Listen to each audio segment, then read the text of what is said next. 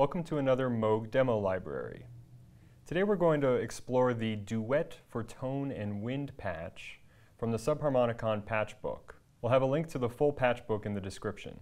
The idea behind this patch was to use Subharmonicon for sound design and to create textures and motion with Subharmonicon. We'll start with the Subharmonicon in the initialized patch configuration that you can find on page 12 of the Subharmonicon manual.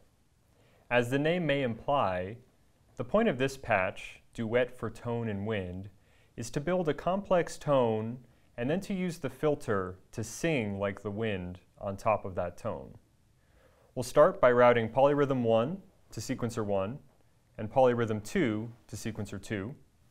And when we press play, we'll start to play with the sub-frequencies in relation to the main frequency and start to mix them together with the VCO1 level mixers.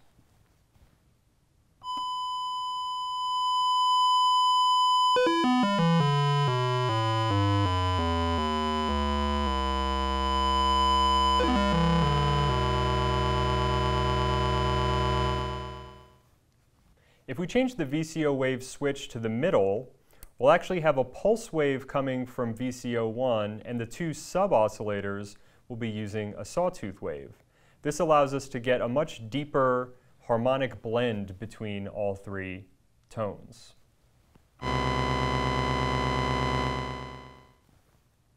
Next, we're going to use Subharmonicon's resonant filter to filter some of the top end and start to sing like the wind on top of this tone. We'll start by turning the resonance nearly all the way up and press play.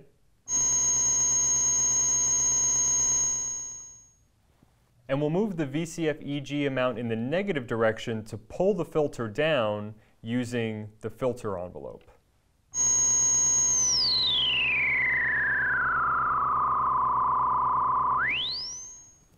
Next, by playing with the VCF attack, we can get the wind motion to change.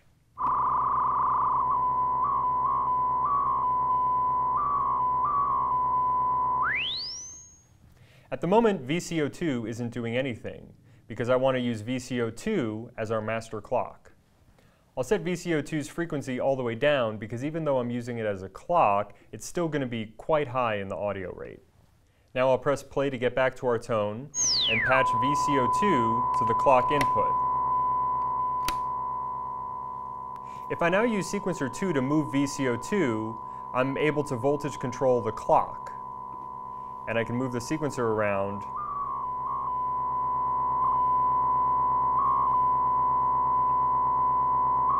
to get different motion. I'll also use sequencer 1 here to modulate the pulse width of VCO1 to get timbral changes in our tone bed.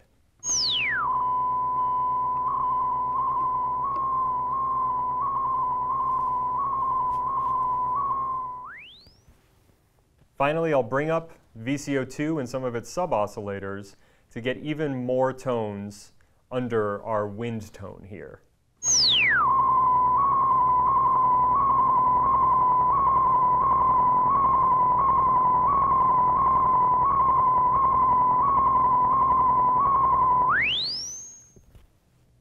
There's a lot to explore in this droney patch now, and we can play with all the parameters of Subharmonicon to affect it.